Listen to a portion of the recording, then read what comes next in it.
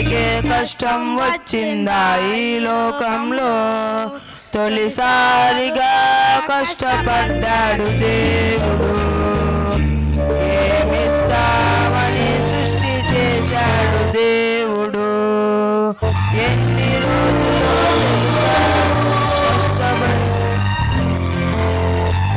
శ్రమించాడంటే ఈ రోజులో తెలుసా కష్టపడిన రోజులు విశ్రమించాడనంటే కష్టపడ్డాడు దేవుడు పండించడమే కష్టమైతే చేయాలంటే ఎంత కష్టం ఎంతో కష్టంగా ఉందా ఈ లోకంలో నీకొక్కడికే కష్టం వచ్చిందా ఈ లోకంలో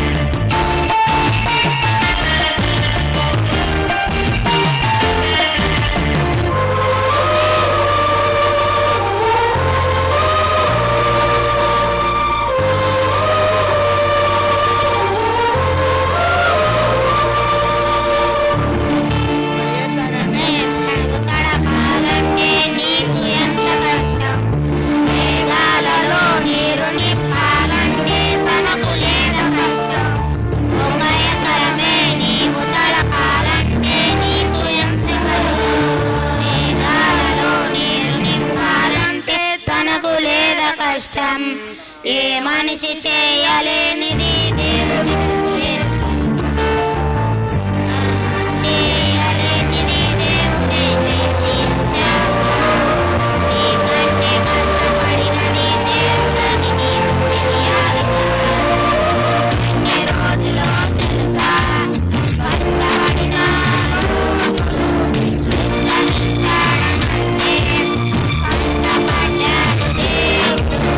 పండించడమే కష్టమైతే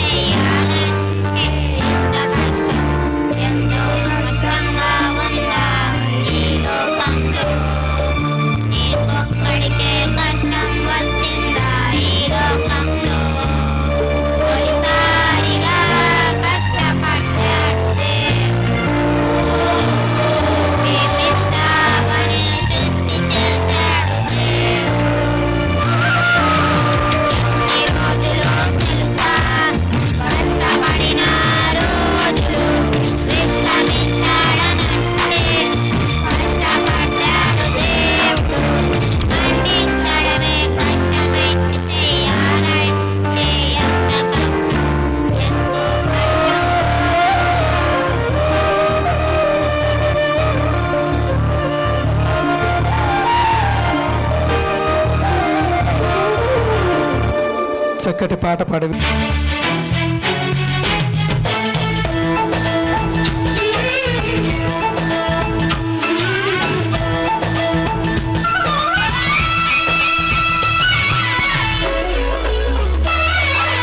కాలం నీతో ఆగదు, సమయం నీతో ఉండదు. కాలం నీతో ఆగదు, సమయం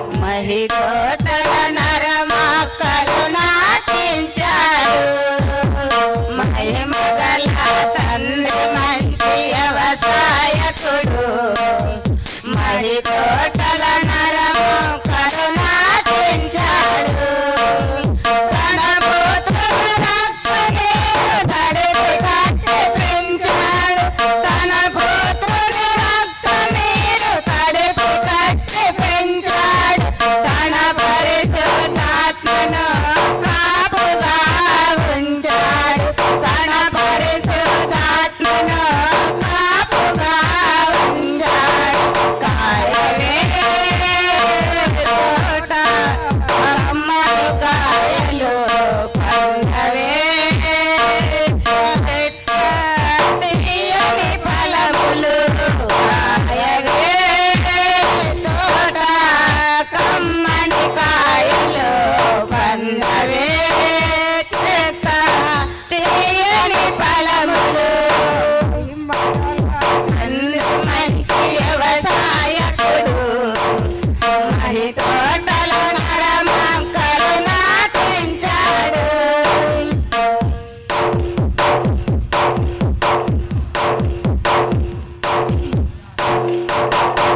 నీతి పూత జాతి కాపు ఆత్మశుద్ధి ఫలములు నీ తండ్రి నిలవ చేయనిత్య జీవనిధులు నీతి పూత జాతి కాపు ఆత్మశుద్ధి ఫలములు నీ తండ్రి నిలవ చేయనిత్య జీవనిధులు అనంతమైన ఆత్మబంధు అమర సుఖ శాంతులు అనంతమైన ఆత్మబంధు అమర సుఖ శాంతులు అనుకూల సమయమిదే పోయు పరమ పూతలు అనుకూల సమయమిదే పోయు పరమ పూతలు కాయవే తోట కమ్మని కాయలు పండవే చెట్ట తీయని ఫలములు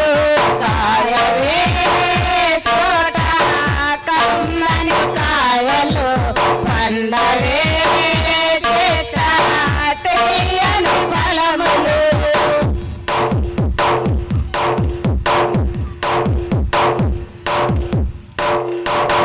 అపవాది కంటబడి పుట్టుబడి పోక కాపు గట్టి చేరు పండ్లు కంపలుగా కాయకు అపవాది కంటబడి పుట్టుబడి పోక కాపు గట్టి చేరు పండ్లు కంపలుగా కాయకు వెర్రుగా చుక్కలంటూ వెరుడి నిర్రవేగకు వెర్రుగా చుక్కలంటూ వెరుడి నిర్రవేగకు అదిగో గొడ్డలి వేరున పదను పెట్టి ఉన్నది అదిగో గొడ్డలి వేరున పదను పెట్టి ఉన్నది కాయవే తోట కమ్మని కాయలు పండవే చెట్ట తీయని ఫలములు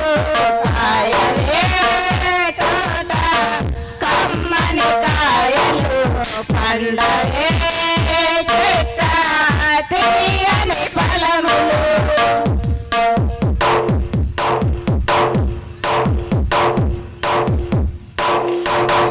ముద్దుగా పెంచాడు ముద్దుగా నందకు ముదుముతో పెంచాడు మూడు బారి పోకు ముద్దుగా పెంచాడు ముద్దుగా నందకు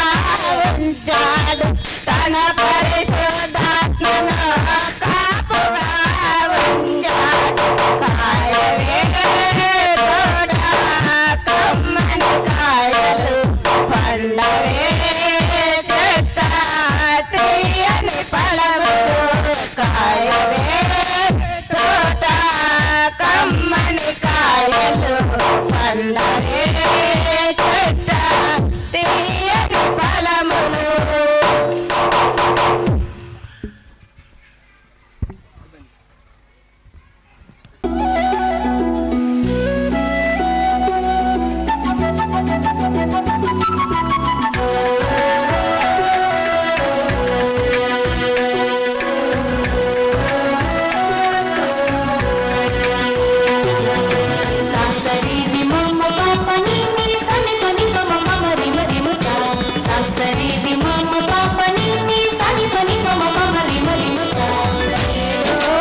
అనుకుంటే ప్రభువా మాకేదో జరిగింది దేవా, మేమొకటి కోరుకున్న యెహోవా మీరొకలా మార్చారు దేవా.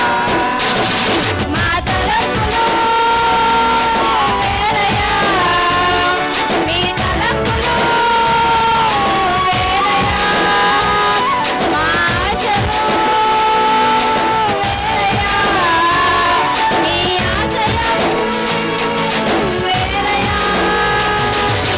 అయినా మీ చిత్తమే, ఏదైనా మీకు స్తోత్రమే.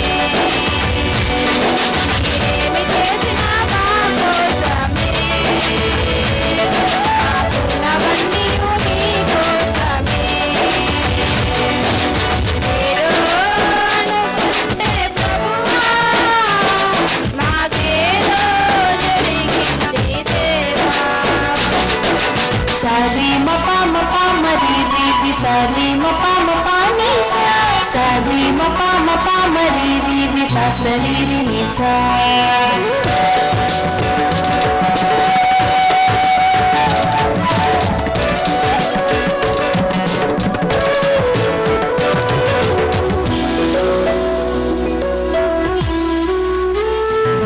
ఇస్సాకులో వరిమ్మని అబ్రహామును నీవు కోరగా, ఒక కొడుకని భావించగా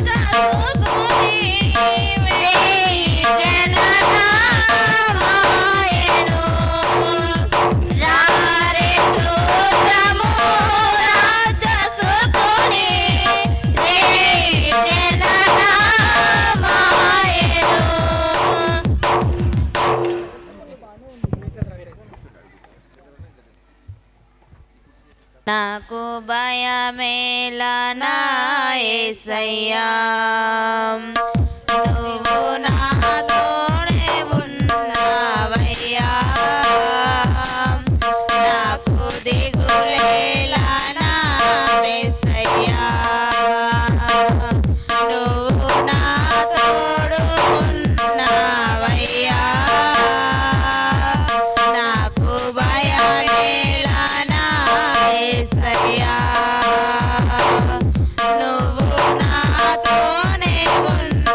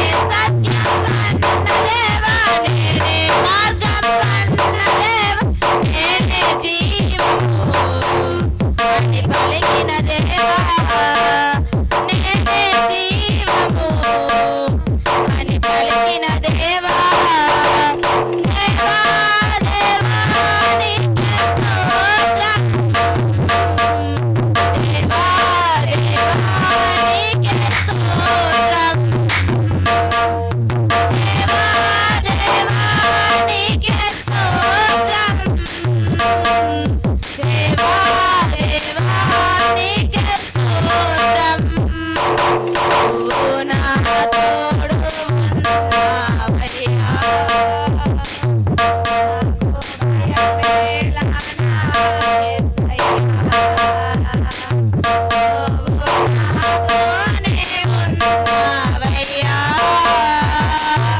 నాకు దిగులేలా నా యేసయ్యా నాకు భయమేలా నాకు దిగులేలా నాకు చింతేలా నాకు నీవేలా నాకు భయమేలా నాకు దిగులేలా నాకు చింతేలా నాకు నీవేలా నువ్వు నా తోడు ఉన్నావయ్యా నాకు భయమేలా నా యేసయ్యా నువ్వు నాతోనే ఉన్నావయ్యా నాకు దిగులేలా నా యేసయ్యా.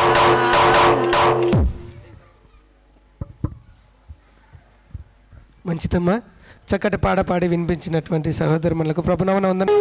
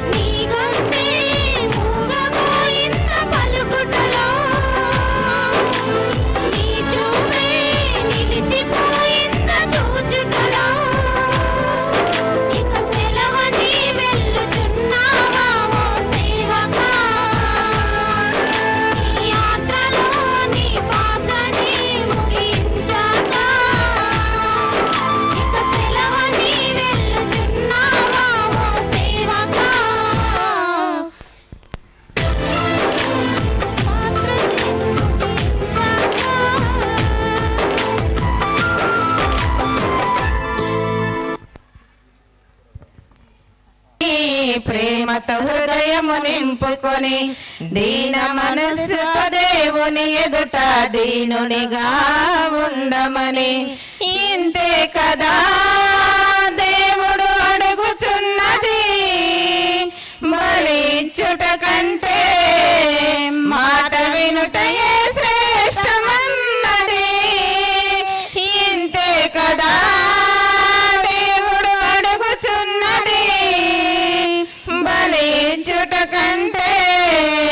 మాట వినుటయే శ్రేష్టమన్నది దేవుడు కోరుచున్నది.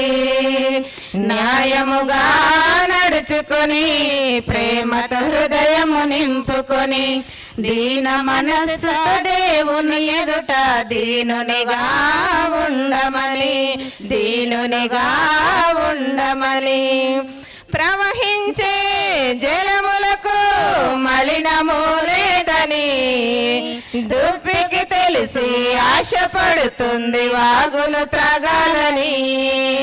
ప్రవహించే నదులకు మలినము లేదని దుప్పికి తెలిసి ఆశపడుతుంది వాగులు త్రాగాలని. ప్రవహించే నది లాంటిది క్రైస్తవ జీవితము. ప్రవహించే నది లాంటిది క్రైస్తవ జీవితము. జీవజలమైన వాక్యముతో హృదయమును నింపుకొనుము. పాపముతో కలకలు చేసిన నీ ప్రయాసము వ్యర్థము. ఇంతే కదా దేవుడు అడుగుచున్నది. బలి ఇచ్చుట కంటే మాట వినుటయే శ్రేష్టమన్నది. ఇంతే కదా దేవుడు అడుగుచున్నది. బలి ఇచ్చుట కంటే మాట వినుటయే శ్రేష్టమన్నది దేవుడు కోరుచున్నది. న్యాయముగా నడుచుకొని ప్రేమతో హృదయము నింపుకొని దీన మనస్సు దేవుని ఎదుట దీనునిగా ఉండమని దీనునిగా ఉండమని. కలుగునుగా కని పలికిన వెంటనే వెలుగు కలిగెను. నీ ఊపిరి వలన ఆకాశానికి అందము వచ్చెను. కలుగునుగా కని పలికిన వెంటనే వెలుగు కలిగెను. నీ ఊపిరి వలన ఆకాశానికి అందము వచ్చెను. అంతరిక్షములని బలమును దాచిన దేవుడవు. అంతరిక్షములని బలమును దాచిన దేవుడవు. నా అంతరంగమున పరిశుద్ధతను కోరుచున్నావు. ఘనత మహిమ పొందుటకు నీవే యోగ్యుడవు. ఇంతే కదా దేవుడు అడుగుచున్నది. బలించుట కంటే మాట వినుటయే శ్రేష్టమన్నది. ఇంతే కదా దేవుడు అడుగుచున్నది. బలించుట కంటే మాట వినుటయే శ్రేష్టమన్నది దేవుడు కోరుచున్నది. న్యాయముగా నడుచుకొని ప్రేమతో హృదయము నింపుకొని దీన మనస్సు దేవుని ఎదుట దీనునిగా ఉండమని దీనునిగా ఉండమని. మదిలో పాపము నదిలో మునిగిన పోనే పోదని విధి నేర్పించి రుదినము కార్చిన యేసుకు వందనం. మదిలో పాపము నదిలో మునిగిన పోనే పోదని విధి నేర్పించి రుదినము కార్చిన యేసుకు వందనం. గదిలో ప్రార్థన హృదిలో వాక్యము వీధిలో సాక్ష్యము. గదిలో ప్రార్థన హృదిలో వాక్యము వీధిలో సాక్ష్యము. క్రీస్తును కలిగిన జీవితాలకది ఎంతో అవసరము. వెనుకున్నది మరచి ముందున్న వాటికి సాగిపోవుదము. ఇంతే కదా దేవుడు అడుగుచున్నది.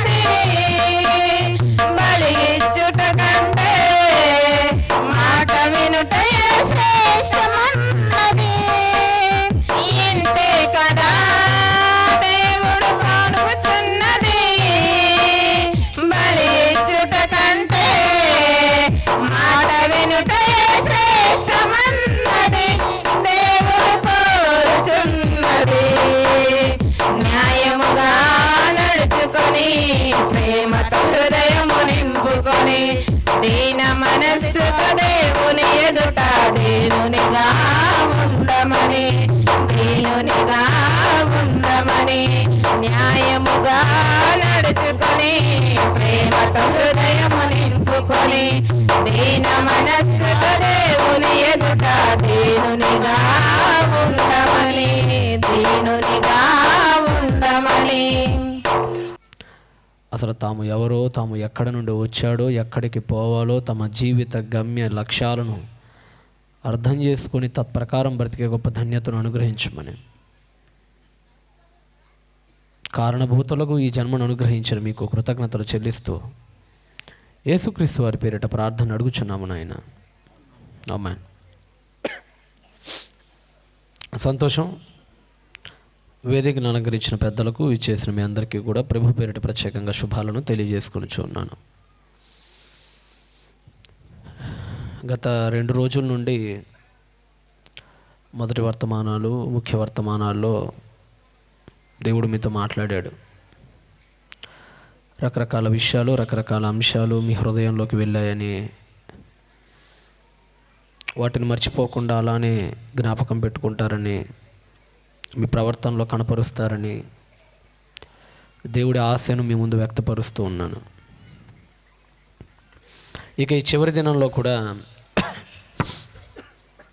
నూతన సంవత్సరంలో అసలు ఈ ప్రపంచానికి నిజమైన నూతన సంవత్సరం ఏదైనా ఒకటి ఉంది అని అంటే అది యేసుక్రీస్తు వారు పునరుద్ధానం చెందినటువంటి దినం. అదే నిజమైన ఒకే ఒక ప్రపంచంకు ఉన్న నూతన సంవత్సరం.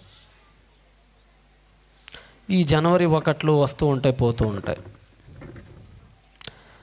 ఈ మిగతా ఉగాదులు వస్తూ ఉంటాయి, పోతూ ఉంటాయి.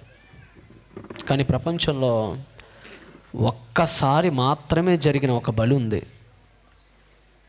ప్రపంచాన్ని ఒక్కసారిగా నూతన సంవత్సరంలో ఆ బలి అడుగు పెట్టించజేసింది. అది ప్రపంచానికి ఒక పునరుజ్జన్మగా మారింది. చచ్చిపోయిన సమల మానవ జాతికి తిరిగి ఊపిరి పోసిన దినం. పాతవి గతించిపోయిను, సమస్తము క్రొత్త వాయను అనే దానికి అసలు అర్థం తెలిపినటువంటి దినం. ప్రపంచ మానవ కోటికి నిజమైన వాస్తవికమైన నూతన సంవత్సరం ఏదైనా ఉంది అని అంటే అది మన ప్రభు అయిన యేసుక్రీస్తు వారు చేసినటువంటి బలియాగం పిమ్మట ఉన్న ఈ లోకమే. ఎలా అది నూతన సంవత్సరం? ఎందుకు అది నూతన సంవత్సరం అంటే ప్రపంచ గతిని మార్చాడు ఆయన. మీ అందరికీ జీవితంలో మనందరం ఎన్నో తప్పులు చేసి ఉంటాం. నాకు తెలిసి పైకి ఓటరించవచ్చు, నేను పాపిని కాదు, నేనే తప్పు చేయలేదు అని. మానవుడి దృష్టిలో తప్పు అంటే కత్తిపెట్టు పొరుగుని చంపేయటము. అంటే మానవుడు పాపం అనేదాన్ని ఎలా అనుకుంటాడంటే నేను ఎవరిని రేప్ చేయలేదే, నేను ఎవరిని మర్డర్ చేయలేదే, నేను ఎవరిని హత్యాచారమో బలాత్కారమో ఏమీ చేయలేదే, నేను ఎలా పాపిని అవుతానండి అని అడుగుతాడు మానవుడు.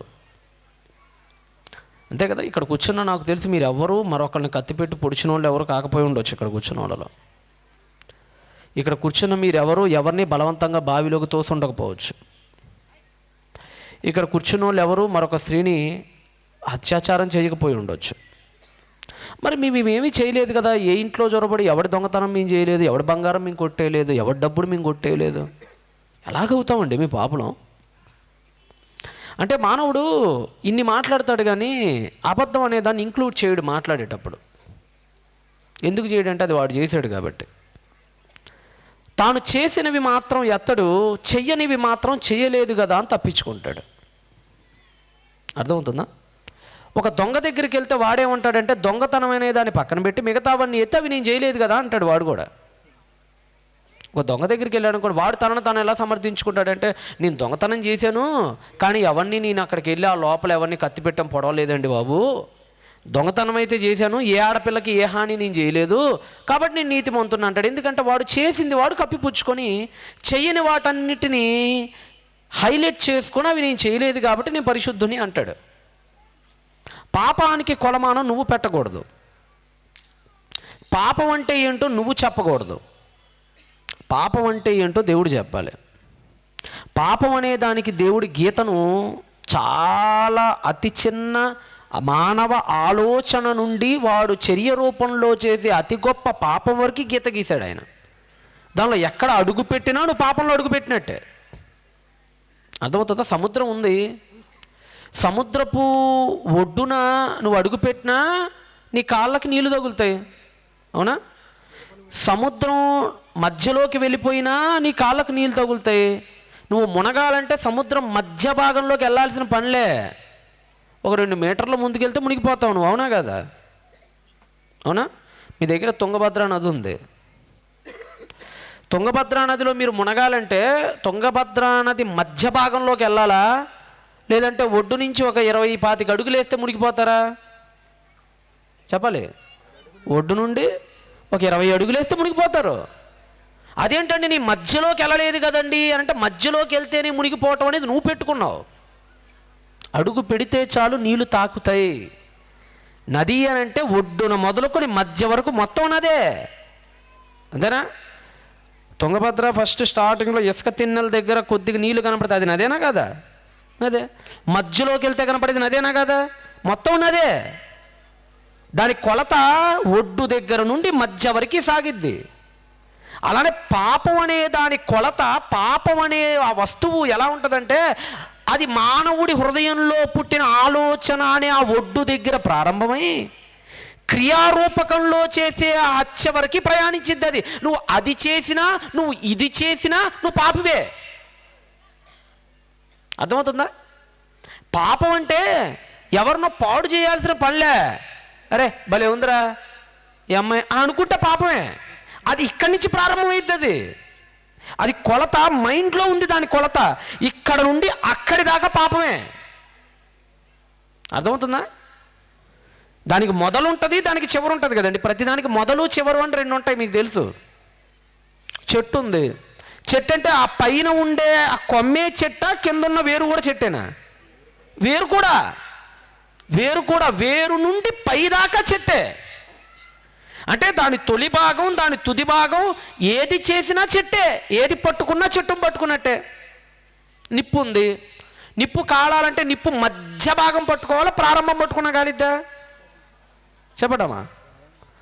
నిప్పు ఉంది, నిప్పు కాలాలి అని అంటే కరెక్ట్గా నిప్పు కనుక మధ్యలోనే పెట్టాలా, ప్రారంభంలో పెట్టినా కాలిద్దా? ప్రారంభం నుండి చివరి దాకా నిప్పే. ఆ నిప్పు ప్రారంభం నుండి చివరి దాకా మొత్తం నిప్పే, నువ్వు ఎక్కడ పట్టుకున్నా కాలిద్దది. అలానే పాపం అనే దానికి మొదలు ఎక్కడంటే, దాని వేరెక్కడంటే, నీ హృదయంలో కలిగినటువంటి ఒక తప్పుడు కోరికతో ప్రారంభమై పాపం మొదలు ప్రారంభమై క్రియారూపకం వరకు వెళ్ళే ఒక సుదీర్ఘమైనటువంటి ప్రక్రియ అది. ఇప్పుడు మీరు అందరూ చెప్పండి, ఆ ప్రారంభ మొదలు మీరు తాకారా లేదా? ఖచ్చితంగా తాకారు. మీ హృదయంలో వచ్చిన కోరికే ప్రారంభం. ఆ కోరిక వచ్చిందంటే మీరు పాపం యొక్క మొదలు భాగాన్ని అంటుకున్నట్టే. అంటుకున్నారంటే అది మీలోకి వచ్చేసినట్టే. మానవుడు పాప అయ్యాడు, అదే అంటాడు కదా ప్రభు. ఏమంటాడు? నీతిమంతుడు ఎవడనూ లేడు, ఒకడు మధ్యలో పట్టుకున్నాడు, ఒకడు మొదట్లో పట్టుకున్నాడు, ఒకడు చివరిలో పట్టుకున్నాడు, అంతే తేడా. అందరూ పట్టుకున్నాం లేదా అని ఆ పాపపు ధూళి అందరికీ అంటింది. అది కాదు, ఒకడికి ఎక్కువ అంటింది, ఒకటి తక్కువ అంటింది. కానీ ఆ ధూళిలో పడ్డమే, మనందరం పడిన వాళ్ళమే. నేను పాపం చేయలేదనేవాడు ఎలాంటి వాడు అంటే, నీ చిన్నప్పటి నుంచి ఒక్కసారి కూడా కింద పడకుండా డైరెక్ట్ పరిగెత్తానండి అన్న అబద్ధికుడితో సమానుడు. అర్థమవుతుందా? ప్రపంచంలో ఎవడైనా సరేనండి, వాడు ఎంత పెద్ద తోపైనా తురుంఖానైనా సరే, చిన్నప్పుడు పడకుండా లేచి పరిగెడతాడు అంటాడు. ఎవడైనా నీ దగ్గరకు వచ్చి అబ్బెబ్బెబ్బెబ్బే నీ పుట్టుక నుంచి ఇంతవరకు ఎప్పుడు పడిందే లేదండి బాబు, అసలు అమ్మ కడుపులో నుంచి రావటంతోనే స్పైడర్ మ్యాన్లో పరిగెత్తానంటే ఏమంటారు? ఎవడైనా నమ్ముతున్నాడు? బుద్ధున్నోడు ఎవడైనా నమ్ముతాడు అని? అది ఎంత సత్యమో పాపం అస్సలు నేను ఎరగనండి బాబు అనేది కూడా అంతే అబద్ధం. అది ఎంత సత్యమో ఇది అంత అబద్ధం. అర్థమవుతుందా? యోహాను రాసిన మొదటి పత్రిక అధ్యాయం ఏంటి? అందరూ పాపం చేశారు. 10వ వచనం యోహాను రాసిన మొదటి పత్రిక 1వ అధ్యాయం 10. మనం పాపం చేయలేదని చెప్పుకుంటే గనక దేవుణ్ణి అబద్ధికుడిగా చేసేవాళ్ళమే మనం. దేవుడు అబద్ధం ఆడాడు కదా, కానీ అబద్ధం ఆడాడు అన్నట్టే మనం చేయలేదంటే. ఈ విషయం ప్రపంచానికి అర్థమైపోయింది. కొన్ని బయట పడవండి, బయట పడనంత మాత్రాన దొరలు కాదు. ఒక మాట అంటాడు కదా, బయట పడినోడు దొంగట, పడనోడు దొరట. అదే దొరికినోడు దొంగ, దొరకనోడు దొర. ఆ టైప్ అందరూ అదే, కానీ అందరూ చేసిన వాళ్ళే. అది బయట వాళ్ళకి తెలియకపోవచ్చు. మీ మనస్సాక్షిని అడగండి, మీరు పాపం చేశారా లేదా, దాని మొదలను మీరు అంటుకున్నారా లేదా, మీ మనస్సాక్షిని అడగండి. ఈ మధ్య జర్మనీ దేశంలో ఒక సర్వే చేశారు. జర్మనీలో ఆ సర్వే ఏంటంటే, మా మనుషుల్ని అడిగారు, ఏమంటే మీ జీవితంలో మీరు ఎక్కడైనా మిస్టేక్ చేశారా ఎవరికి తెలియకుండా, చేస్తే దాని పట్ల ఏమైనా బాధపడుతున్నారా, మీకు ఏమైనా ఏమైనా ఉందా, గిల్ట్ అంటారు కదా, గిల్ట్ ఏమైనా ఉందా అని అడిగినప్పుడు 69% మంది కన్నీళ్ళు పెట్టుకున్నారట ఆ సర్వే వచ్చినప్పుడు.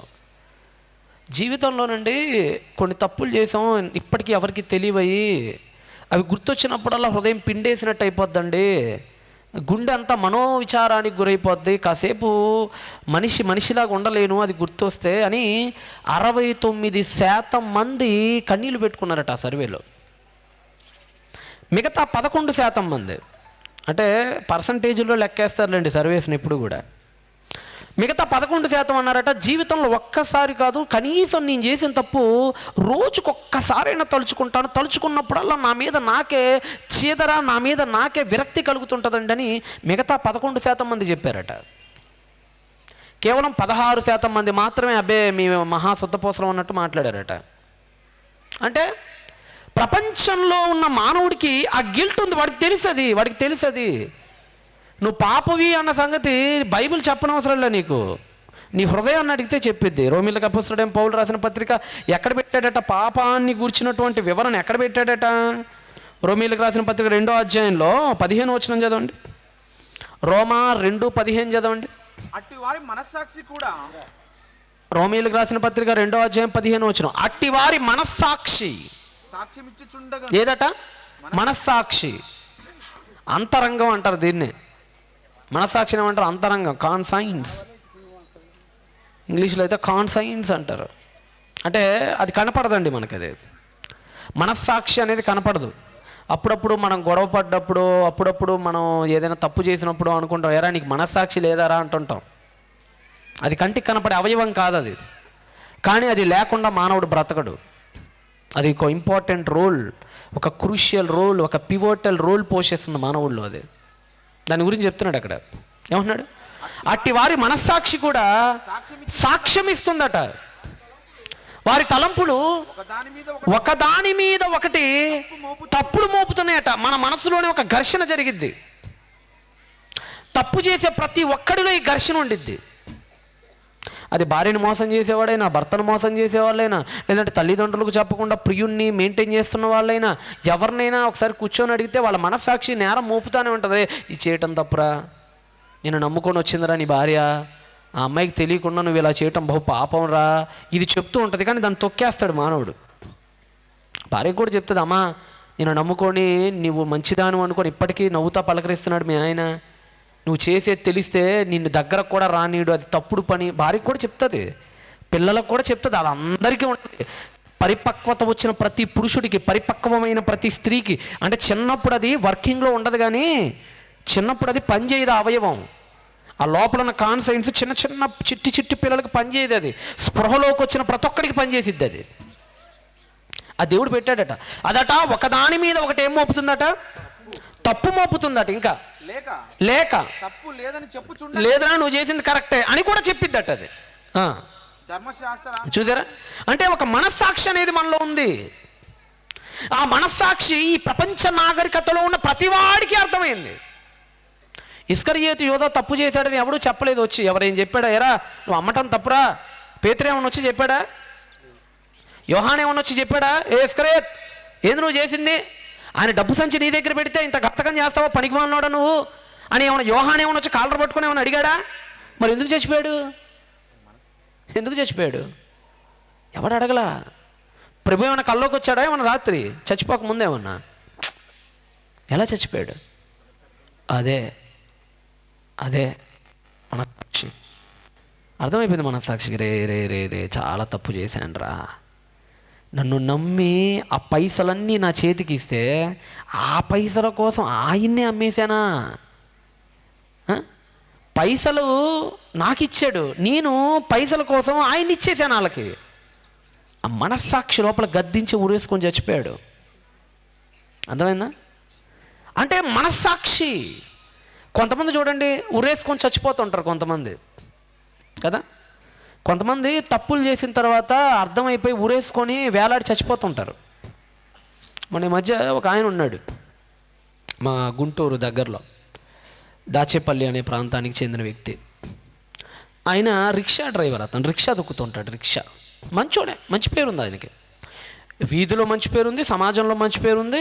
ఎవరైనా అడిగినా ఏం బాబా ఎలా ఉన్నావు అని పలకరించేంత మంచి పేరుంది. వయసులో పెద్దోడు, ఒక 60 ఏళ్ళు ఉంటాయి ఆయనకి. రిక్షా దొక్కుతుంటాడు.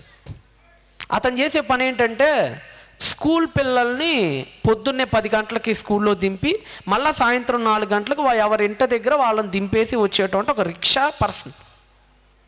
ఒకరోజు రిక్షా ఎక్కాడు, ఎప్పటి నుంచో చేస్తున్నాడు ఆ పని. ఒకరోజు ఎక్కాడు, పిల్లలందరినీ దింపేశాడు. ఏం పోయే రోగం వచ్చిందో తెలియదు కానీ చివరి పిల్లలను దింపే సమయానికి వాడికి ఒక కుటిల బుద్ధి పుట్టింది. లోపల కోరిక రేగింది. చూస్తేనేమో చంటి పిల్ల లోపల లాలీపాప్ తింటుంది. ఆ పాపం బుసలు కొట్టింది. ఆవిడ అమ్మాయి పాప అన్న సంగతి మర్చిపోయాడు. ఆ పాపని ఇంటికి తీసుకెళ్తానమ్మా అని చెప్పి ఆ పాపకి లాలీపాప్ కొనిపించి చెట్ల పొదల్లోకి తీసుకెళ్ళి పాప నోరు నొక్కేసి వాడు పాడు చేసేసాడు. గతం బాగానే ఉంది. మళ్ళా ఆ చర్య వాడు అనుకోని కూడా ఆ క్షణంలో ఆ నిమిషంలో వాడికి ఎందుకో ఆ పురుగు పుట్టింది. ఒక పాప జీవితాన్ని నాశనం చేసేసాడు. మళ్ళా వచ్చేసాడు. దాని నుంచి మత్తు దిగింది. ఆ కామం అనే మత్తు దిగిపోయింది. కామం అనే మత్తు దిగి చూసుకుంటే చాలా కారణం జరిగిపోయింది. వాడు వెళ్ళిపోయాడు. అక్కడి నుంచి అమ్మాయిని విడిచిపెట్టి వెళ్ళిపోయాడు. ఆ పాప ఇంటికి వెళ్ళిపోయింది. ఏందమ్మా వాళ్ళ అమ్మ చూసింది. అర్థమైపోయింది వాళ్ళ అమ్మకి రిక్షావాడి అంకులు ఏదో చేశాడమ్మా అని చెప్పేసింది. అంతా తిరగబడ్డారు. వీధంతా వాడి దగ్గరికి వెళ్ళాడు. వాడు కనపడలేదు. వాడు ఎక్కడికి వెళ్ళిపోయాడు, దూరంగా పారిపోయాడు. వాడికి వాళ్ళ ఫ్రెండ్ ఫోన్ చేశాడు. ఎరా ఎక్కడున్నావు అన్నాడు. చచ్చిపోబోతున్నా అన్నాడు. ఎందుకు అన్నాడు. నాకు నచ్చలేదురా, ఆ పాపని ఎందుకు చేశానో నాకు ఇప్పటికి అర్థం కావట్లేదు. అలా చాలా దాష్టికాన్ని మూట కట్టుకున్న దౌర్భాగ్యాన్ని. అందరితో 4 మంచి మాటలు చెప్పి అందరికీ మంచి చెప్పాల్సిన వయసులో ఎంత పని చేశానో నాకే అనిపించేసింది. తట్టుకోలేకపోతున్నా. వాళ్ళు నన్ను చంపటం కాదు, అసలు నా మీద నాకే విరక్తిగా ఉంది. నేనే చచ్చిపోవాలనిపిస్తుందని ఊరేసుకొని చచ్చిపోయాడు. ఒకసారి అతన్ని కాపాడటానికి ఒక వీడియో మీకు చూపిస్తాను. వాళ్ళ ఫ్రెండ్ ఫోన్ చేసినప్పుడు అతను మాట్లాడిన వీడియో 1 అనేది ఒకటి ఉంటుంది. కాస్త డిస్టర్బెన్స్గానే ఉంటుంది ఆ వీడియో. బట్ ఆడియో వినటానికి ప్రయత్నించండి.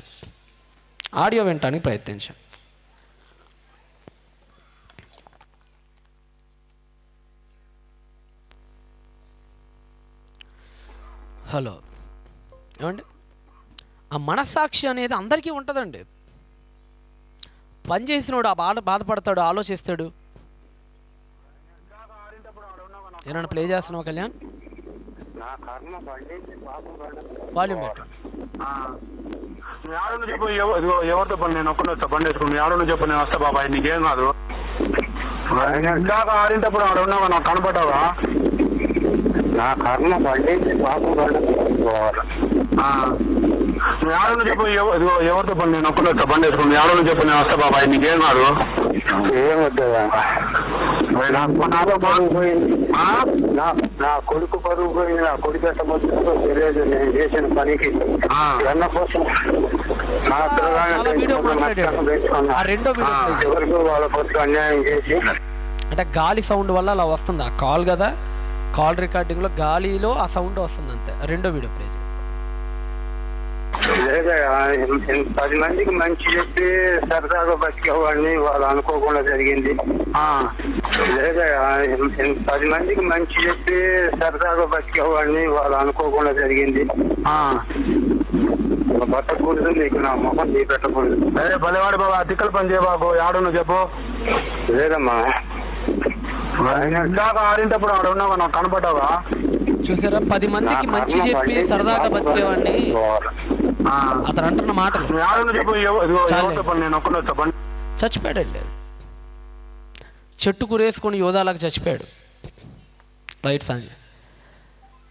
ఎందుకు చచ్చిపోయాడంటే ఆయనే చెప్తున్నాడు, 10 మందికి మంచి చెప్పేవాడిని, ఎప్పుడు కూడా ఏనాడు నాకు ఈ దుర్బుద్ధి పుట్టలేదు, ఎందుకు పుట్టిందో తెలీదు, తప్పు చేశాను, నాకు అర్థమైపోతుంది, నేను బతకూడదు, నాలాంటోడు బతకూడదు అని చెప్పి ఆయనంతటా ఆయనే ఉరేసుకొని చచ్చిపోయాడు. ఈ విషయం ఎందుకు చెప్తున్నానంటే ఆయన ఎవరు బెదిరీలా, ఆయన ఏ పోలీసుడు వచ్చి కొట్లా, ఆయన మనసు ఆయనకి చెప్పింది, నువ్వు చేసిన తప్పురా, నువ్వు ఏదైనా చెప్పురా సుబ్బారావు, నువ్వు చేసిన తప్పు, చాలా తప్పుడు పని చేసావు, నువ్వు బ్రతకటానికి వీల్లేదు. ఆ మనస్సాక్షి చెప్పేసింది, చేసింది పాపం అని. అందుకని ఆ మనిషి చచ్చిపోయాడు ఉరేసుకొని, యోధాలాగా ఎండిపోయిన చెట్టుకు ఉరేసుకొని చచ్చిపోయాడు. సాయంత్రం 6 గంటలకి శవాన్ని తీసుకొచ్చేసారు, వెళ్ళిపోయి. ఇంకేం చేయగలుగుతారు ఆ శవాన్ని ఏమన్నా కొట్టగలరా? పాప తల్లిదండ్రులు ఏమన్నా ఏం కొట్టలేరు కదా, అయిపోయింది. ఇక ఈ విషయం మనకే కాదు, ప్రతి నరుడికి ఆ మనస్సాక్షి అనేది చెప్పేసిన తర్వాత బలివ్వాలి, నేను పాపం చేశాను అని అర్థమైపోయి ఒక ప్రక్రియను మానవుడు ప్రారంభించాడు. ఆ ప్రక్రియ ఏంటంటే, ఈ పాపాన్ని ఎవడైనా మోసుకుపోతే బాగుండునే, ఈ పాపాన్ని ఎవడైనా తీసేస్తే బాగుండునే, చద్దామంటే పిల్లలు ఉన్నారు, చద్దామంటే భార్య ఉంది, చద్దామంటే భర్త ఉన్నాడు, ఏం చేయాలో అర్థం కావట్లేదు, మనస్సాక్ష్యం ఒప్పుకోవట్లేదు. అప్పుడు మానవుడికి ఒక తలంపు వచ్చింది, అదేంటంటే నేను నా పాపాన్ని ఎవడైనా లాక్కెళ్ళిపోతే బాగుండు దూరంగా, నాలో ఉన్న పాపాన్ని ఇంకెవడైనా మోసుకుపోతే బాగుండు అని ఒక ఆలోచన పుట్టింది మానవుడికి. ఒకసారి మీరు ఆదికాండం 8వ అధ్యాయానికి వస్తే, నోబహుకు ఆలోచన ఎప్పుడో పుట్టి ఒక పని చేశాడు. 8:20 చదవండి. దేవుడు నోబహుకు ఒక మాట చెప్పాడు, ఏమన్నాడంటే, ఈ తరము వారందరిలో ఎవడట నీతిమంతుడు? చెప్పాలి, ఎవరట? ఈ తరము వారందరిలో నీవే నీతిమంతుడు. You are righteous person in your generation. నీ తరంలో నువ్వు నీతిమంతుడివి అన్నాడు. ఆ టైటిల్ ఇచ్చాడు, గోల్డ్ మెడల్ వేసాడు దేవుడు. ఆ మెడలు, నీతిమంతుడు అనే మెడలు నోవహు మెడలో వేసాడు దేవుడు. కానీ ఓడెక్కిన తర్వాత నోవహుకు ఒకటి అర్థమైంది, అబ్బే దేవుడు అన్నంత నీతిమంతుడేం కాదే, నాలో కూడా లోపాలు ఉన్నాయే అని అర్థమైంది. దేవుడు కూడా నీతిమంతుడు అని ఎందుకు అన్నాడంటే, ఆ రోజుల్లో దేవుణ్ణి నమ్మితే చాలు నీతిమంతుడు అనే టైటిల్ ఇచ్చేసేవాళ్ళు. మీకు మాట ఉంటుంది, అబ్రహాము దేవుని నమ్మెను, దేవుడు ఆ టైటిల్ అబ్రహాంకి ఇచ్చే సమయానికి ఇస్సాకు బలి ఇంకా జరగల, దేవుడు ఆ టైటిల్ ఇచ్చే సమయానికి సుంతి ఇంకా చేసుకోవాలా, దేవుడు ఆ టైటిల్ ఇచ్చే సమయానికి దేవుడి కోసం ఏ గొప్ప కార్యము చేయలే. జస్ట్ దేవుడు ఉన్నాడు, లెగవమన్నాడు, లేచి పరిగెత్తాడు, అప్పటికి టైటిల్ ఇచ్చేసాడు ఆయన. అర్థమైపోయిందా? జాగ్రత్తగానండి. మనం అబ్రహాం గారి జీవితంలో ఆయన విశ్వాసం గురించి చెప్పుకునే క్రమంలో ఏది ఎక్కువగా నొక్కి చెప్తుంటాం మనం మన ప్రసంగాల్లో కానీ బైబిల్ చదివేటప్పుడు కానీ, అబ్రహాం విశ్వాస జీవితం గురించి నొక్కి చెప్పాలంటే ఏ సందర్భాన్ని చెప్తుంటాం మనం? ఆయన తన కొడుకుని ఏం చేశాడండి, దేవుడికి బలి ఇవ్వటానికి తీసుకుపోయాడండి ఇస్సాకుని, ఇది ఎక్కువ చెప్తాం. ఇది అప్పటికి ఇంకా జరగల, సున్నతి చేసుకోవాలి కదా, అది కూడా ఇంకా జరగల. ఇవేవి చెయ్యక మునిపే అబ్రహాం మెడలో దేవుడు ఒక గోల్డ్ మెడల్ వేసాడు. ఆ గోల్డ్ మెడల్ మీద ఒకటి ఉంది, నువ్వు ఎవరివి? నీతిమంతుడు. అర్థమవుతుందా? దేవుడు పాత నిబంధన గ్రంథంలో నీతిమంతుడు అనే టైటిల్ని ఎందుకు ఇచ్చేవాడంటే, జస్ట్ అలా నమ్మేస్తే చాలు నీ మెడలో వేసేసేవాడు ఆయన. క్రియారూపకంలో అది ఏ తప్పు చేయనోడని అర్థం కాదు పాత నిబంధన గ్రంథంలో ఆ టైటిల్ యొక్క మీనింగ్. నోవహుకు ఆ విషయం అర్థమైపోయి ఓడ అలా దిగాడు, కిందకి నడుచుకుంటూ వచ్చేసాడు అరారాతు దగ్గర నుంచి. వచ్చేసి 20వ వచనంలో ఏం చేస్తున్నాడు చదవండి. 20లో, యెహోవాకి బలిపీఠము కట్టి పవిత్ర పశువులన్నిటిలో కొన్ని తీసుకొని ఆ పీఠం మీద దహన బలి ఎప్పుడు ఇస్తారంటే, పాపం చేసినప్పుడు ఇస్తారు, ఆ డౌట్ వచ్చినప్పుడు ఇస్తారు. యోబట తన పిల్లలు మనసులో దేవుని దూషించిరేమో అని అరుణోదయమున లేచి ఏమి ఇచ్చేవాడట? దహన బలి ఎప్పుడు ఇస్తాడంటే, ఒక మనిషి అతనికి అనిపించాలి నేనేదో తప్పు చేశాను, అతనికి అనిపించాలి నేనేదో పాపం చేశాను అని ఆ గిల్ట్ ఎప్పుడైతే వచ్చిందో అప్పుడు దహన బలి చేస్తాడు. యోబు కూడా అలా చేశాడు, దహన బలి. అర్థమైందా? ఇక్కడ నోవహు దానబలి ఇచ్చాడంటే నోవహుకు విషయం అర్థమైపోయింది, నేను క్రియారూపకమైన నీతిమంతుని కాదు, నీతిమంతున్నే, కానీ అది ఏదో గొప్ప గొప్ప కార్యాలు చేయటం మూలాన దేవుడు నాకు ఇవ్వాల, ఆయన నమ్మినందుకు ఇచ్చేసాడు నాకు ఆ టైటిల్ అంతే అని అర్థమైపోయింది. అలా మానవుడికి నోవహుకే కాదు, ఆయన తర్వాత వచ్చినటువంటి నాగరికతలు అన్నిటికీ ఈ విషయం అర్థమైపోయింది. అందుకనే బైబిల్ కంటే ముందు నుంచే బలి అనే కాన్సెప్ట్ ఉంది. అర్థమైందా? ఈ బలులు అనే కాన్సెప్ట్ బైబిల్ కంటే ముందు నుంచి ఉంది. అంతెందుకు, ఇప్పుడు మన భారతదేశం యొక్క తొలి నాగరికత అని మనం చెప్పుకుంటాం. ఏ నాగరికతని? సింధు, చిన్నప్పుడు చదువుకున్నారమ్మా పిల్లలు, ఇండస్ వ్యాలీ సివిలైజేషన్ అంటాం. సింధు నది నాగరికత. ఒక 3-4 నాగరికతలు గట్టిగా ఉన్నాయి ఈ ప్రపంచంలో. దానిలో ఒకటి ఐగుప్తు నైలు నది నాగరికత అని, మెసపోతేమియా నాగరికత అని, సింధు నాగరికత అని, ఆ తర్వాత చైనా నాగరికత అని, రకరకాల నాగరికతలు ఉన్నాయి. ప్రతి నాగరికతలో తవ్వకాలు జరిగినప్పుడు ఖచ్చితంగా ఒకటి బయటపడిందండి. అది సింధులో బయటపడింది, మెసపోటేమియాలో బయటపడింది, ఐగుప్తులో ఎక్కడైనా సరే ప్రపంచంలో ఏ నాగరికతను తవ్విన ఆర్కియాలజిస్టులు వాళ్ళకి కూడా బయటపడింది. ఆ బయటపడే విషయం ఏంటంటే బలులు అర్పించేవాళ్ళు పాపం కోసం అనే విషయం అర్థమైపోయింది. మీకు ఆ ఎక్స్కవేషన్స్లో బయటపడినటువంటి కొన్ని ఇమేజెస్ మీకు చూపిస్తా. ప్రొజెక్టర్ కనపడిన వాళ్ళు చూడండి. కళ్యాణ్, ఇమేజ్ 1 అనేది ఒకటి. మీరు నాకు బాగా లేట్ చేస్తున్నారు ఈ విషయంలో. ఇమేజ్ 1 కొన్ని ఫొటోస్ ఉంటాయి చూడండి. ఇప్పుడు మీకు ఇచ్చిన ఫొటోస్ ఎవడో ఇంట్లో కూర్చొని గీసిన ఫోటోలు కావు. మీకు చూపించే ఆ ఫొటోస్ ఏదో ఏఐ దగ్గర ఇంకొక దగ్గర సేకరించినవి కదా, డైరెక్ట్గా తవ్వకాల్లో జరిగినాయి. ఇప్పటికి కదా కొన్ని వేల సంవత్సరాలు, అప్పుడు ఇంకా బైబిల్ రాయబల్లా. సింధు నది నాగరికత జరుగుతున్న సమయానికి బైబిల్ లేదు, ఇంకా మోషే రాలా. ఎప్పుడో 2500 సంవత్సరాలు క్రీస్తుకు పూర్వం అది. ఆ తవ్వకాలు జరిగినప్పుడు కనపడుతుందా? ప్లే అయిందా? అయిందంటే నాకు కనపడట్లేదు కాబట్టి మీరు చెప్తేనే నేను ముందుకు వెళ్తా. ఓకేనా? రైట్. అక్కడ మీకు ఏం కనపడుతుంది? ఒక వ్యక్తి ఎద్దుని ఏం చేస్తున్నాడు? పొడుస్తున్నాడు. అవునా? ఎర్రటి రంగులో ఒక వ్యక్తి కత్తి తీసుకొని ఎద్దును పొడుస్తున్నాడు చూడండి. ఇది మన భారతదేశ నాగరికతలో బయటపడిన సత్యం. దాని అర్థం ఏంటంటే తాము పాపం చేసాం, ఒక దాన్ని బలి ఇవ్వాలి, మా పాపాన్ని ఇంకోటి ఎవరో ఎత్తుకుపోతే బాగుండరని మానవుడికి పుట్టిన ఒక ఆలోచన. ఆ తర్వాత నెంబర్ 2 అని ఇంకోటి పెట్టాను చూడు. దానిలో కూడా ఒక పశువుని తీసుకొని వచ్చి ఏదో 4 మాటలు చెప్పి కత్తి తీసుకొని ఆ పశువుని కోస్తున్నారు. అక్కడ మీరు చూస్తున్నారు.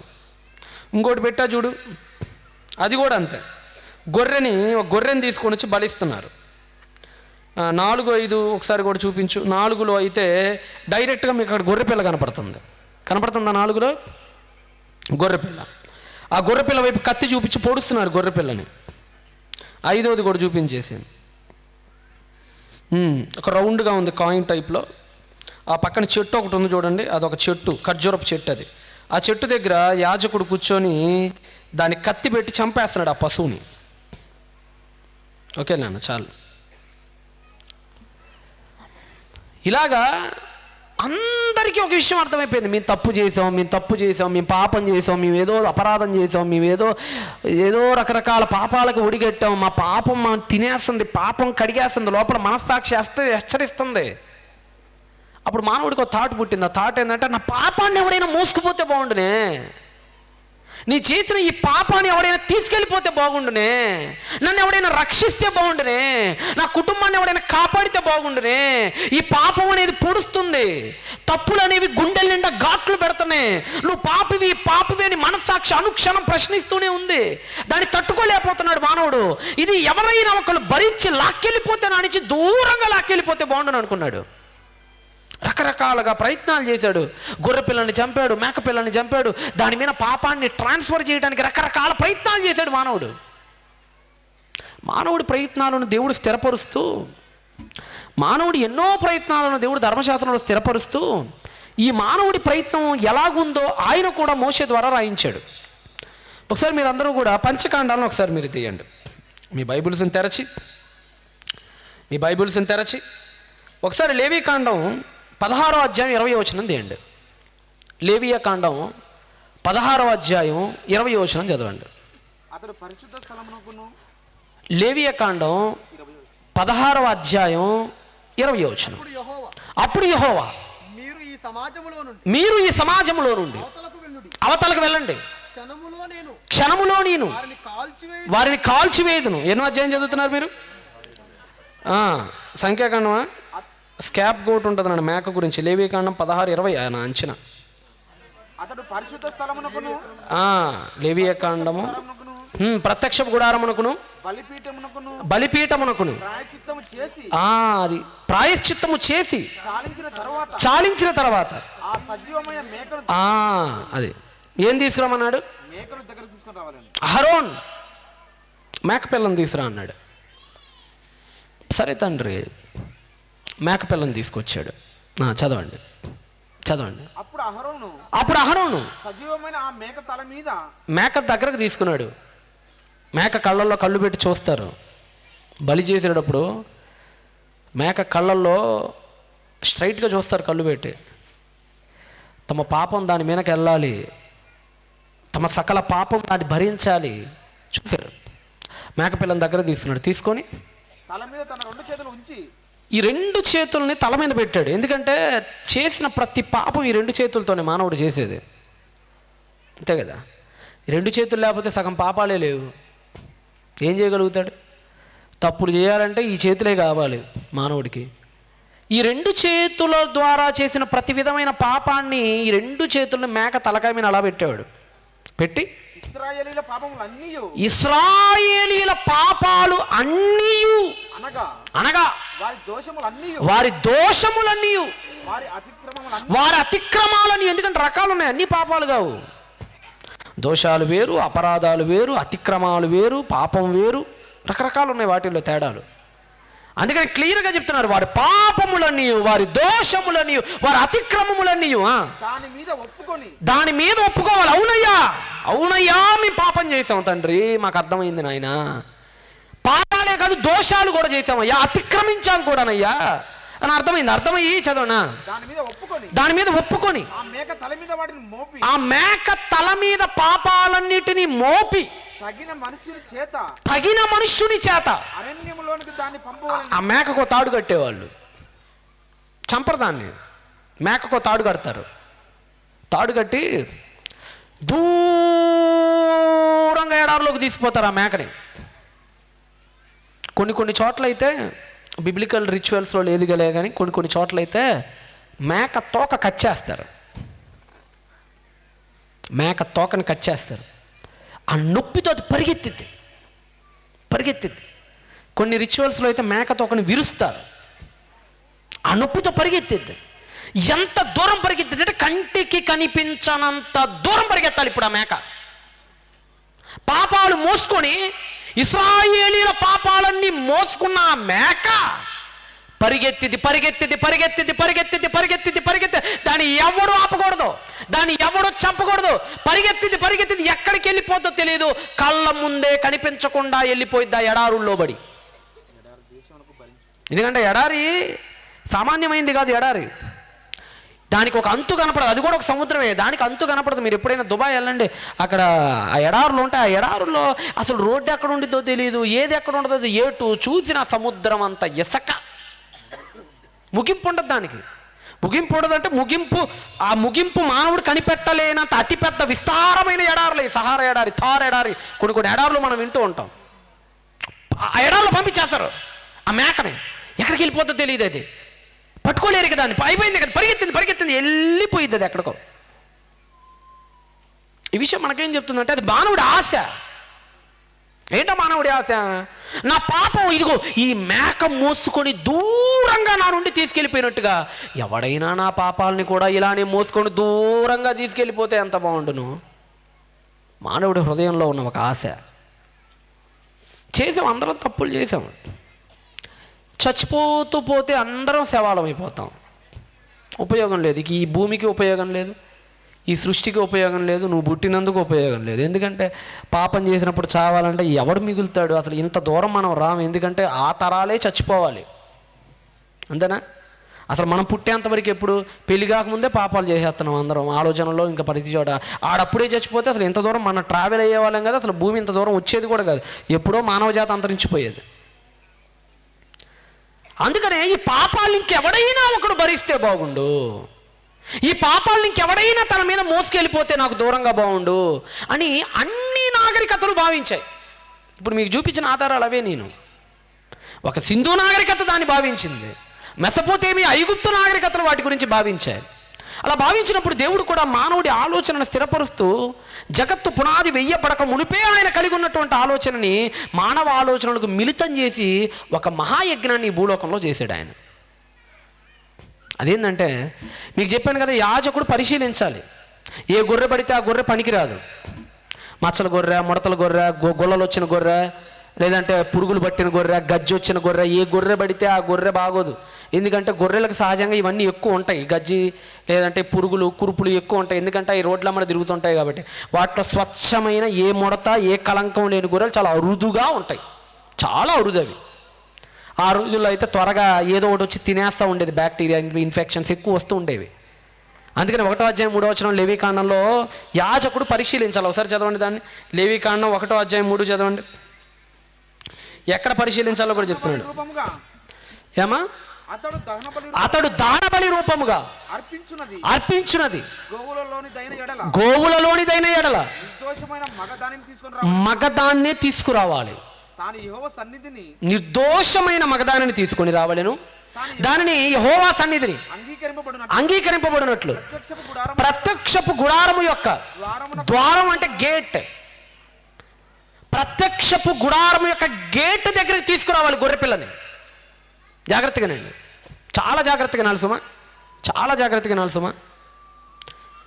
యాజకుడు గొర్రెని చూడాలి ఫస్ట్.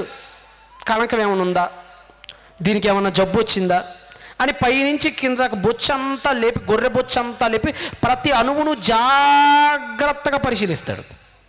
తోక చివరి భాగం వరకు ముక్కు మొదలుకొని మొత్తం తన చేత్తో తాకి వాసన పీల్చి వెనక ముందు మొత్తం సమస్తం పరిశీలించిన తర్వాత దాన్ని లాక్కొస్తాడు. ఎక్కడికి లాక్కు రావాలట? ప్రత్యక్షపు గుడారము యొక్క గేట్. ఇప్పుడు ఈ చర్చికి అక్కడ ఒక గేట్ ఉంది కదా, మీరు వచ్చేటప్పుడు అక్కడ గేట్ ఉంది.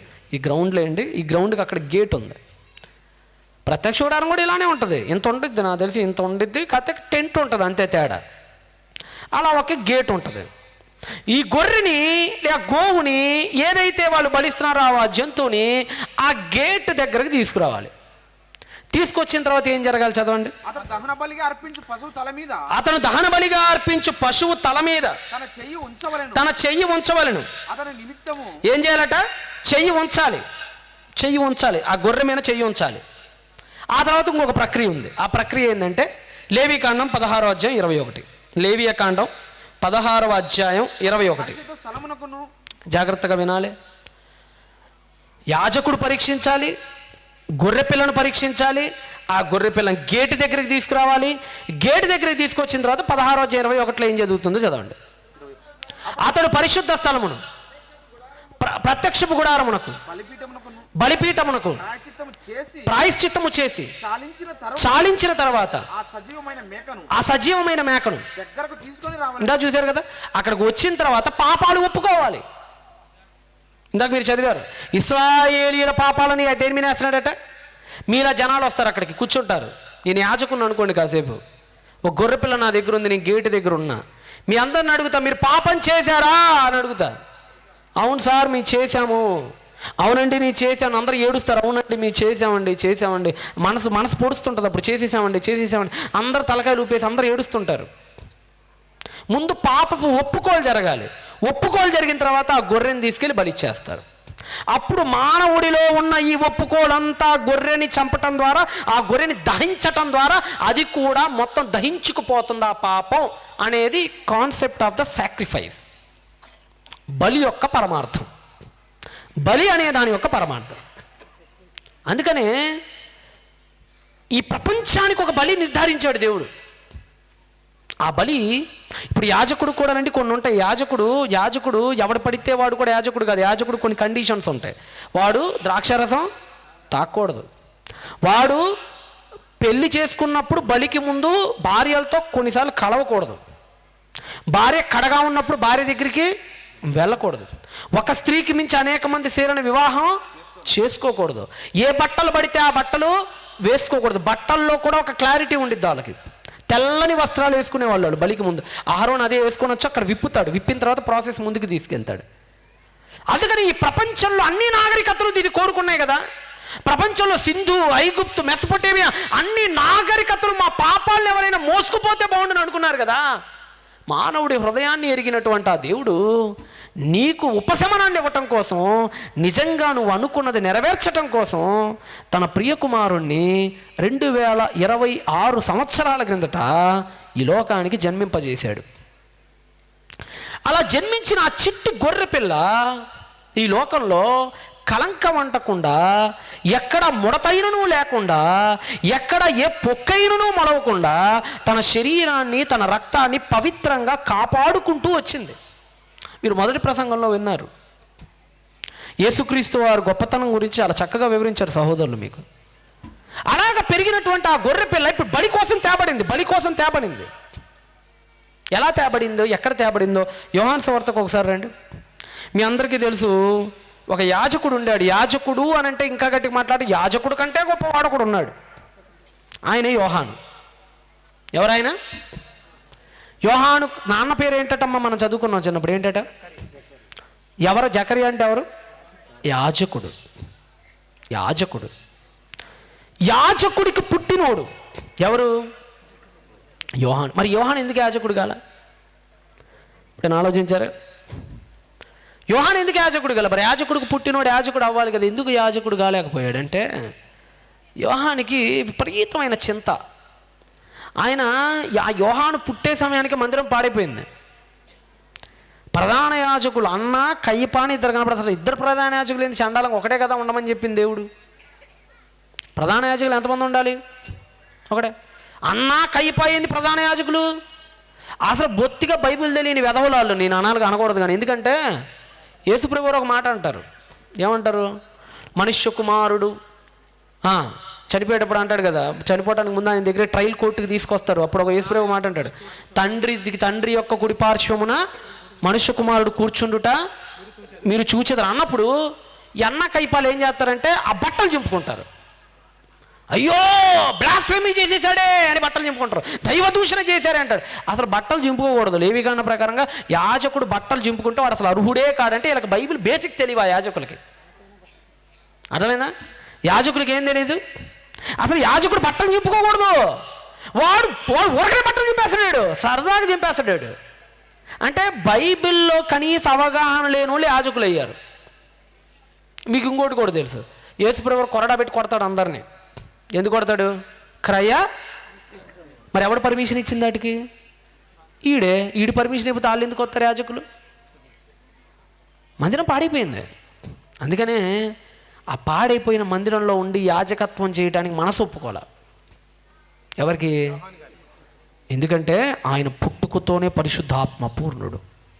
ఇంకో విషయం చెప్పనా, ఎవరిని సహించడు, అడిగేస్తాడు, కడిగేస్తాడు. హెరోదు దగ్గర మీకు తెలుసు, చేపెట్టి ఏం చేస్తాడు? రే హెరోదు, నీ తమ్ముడు భార్యను ఉంచుకొనుట రాజులను కూడా లెక్క చేయడు ఆయన. అందుకనే ఆయన తత్వం ఎరిగి, అమ్మో ఈయన కనుక ఈ మందిరంలోకి వస్తే గోళ చేస్తాడు రా బాబు, అవసరం రా బాబు అని వీళ్ళు ఆయన కోరుకోలేదు. వీళ్ళ దరిద్రాన్ని చూసి ఆయన ఇక్కడికి రావాలనుకోలేదు. ఊరికి దూరంగా పాపం అంటూ కనపడిన ఒక అరణ్యంలోకి వెళ్ళిపోయాడు. ఆయన వెళ్ళిపోయి ఎంత పవిత్రంగా బతికాడంటే, అసలు యాజకుడు 2 పెళ్ళిళ్ళు చేసుకోకూడదంటే అసలు పెళ్ళే చేసుకోనంత పవిత్రంగా బతికాడు. ద్రాక్షారసం తాకూడదు విడి రోజుల్లో అంటే అసలు జీవితంలోనే ద్రాక్షారసం తీసుకోలేదు. అందుకని అంటారు, యోహాను తినకయు త్రాగకయు, ఏది తాగడు తిండవు. నిజంగా చెప్పాలంటే యాజకుల కంటే తప్ప యాజకుడు ఎవరు? యోహాను. అడవి తేనె మిడతలు ఆయన ఆహారం. ఎందుకంటే యాజకుడు తినదగిన వస్తువుల్లో ఉంటాయి. ఏం కట్టుకునేవాడట? దట్టి ఏలియాలాగా. యాజకుడు ఆయన యాజకుడు కంటే పవిత్రంగా బతికినవాడు ఆయన. అలాంటి ఆయన వచ్చాడు. ఇప్పుడు ఎక్కడికి వచ్చాడో తెలుసా? మత్తయి సువార్తకు రండి ఒకసారి. మత్తయి సువార్త మీ బైబిల్ని తెరచి మత్తయి సువార్త 3వ అధ్యాయము 6వ వచనానికి రండి. మత్తయి సువార్త 3వ అధ్యాయం 6వ వచనం. ముందు ఇది ఇలానే పెట్టి యోహాను సువార్త 4:2, యోహాను సువార్త 4:21, యోహాను సువార్త 4వ అధ్యాయము 21వ వచనం, యోహాను సువార్త 4వ అధ్యాయము 21 అట్టుకుంటా చదవండి. అమ్మా ఒక కాలము వచ్చుచున్నది, ఆ కాలమందు యేసుప్రభు వారు ఇందాక మీకు ఆ సందర్భం గుర్తు చేశారు. దానికంటే ముందు ఈ యోహాను సువార్త 1:29లో దేవుని గొర్రె పిల్ల, ఒకసారి మీరు చదవండి. యోహాను సువార్త 1వ అధ్యాయం 29 చదవండి. 29 మరునాడు యోహాను యేసు తన యొద్దకి రాగా చూచి, యేసు తన దగ్గరికి వచ్చాడు. ఎక్కడ జరుగుతుంది ఆ సందర్భం అంతా? ఎక్కడ జరుగుతుందమ్మా?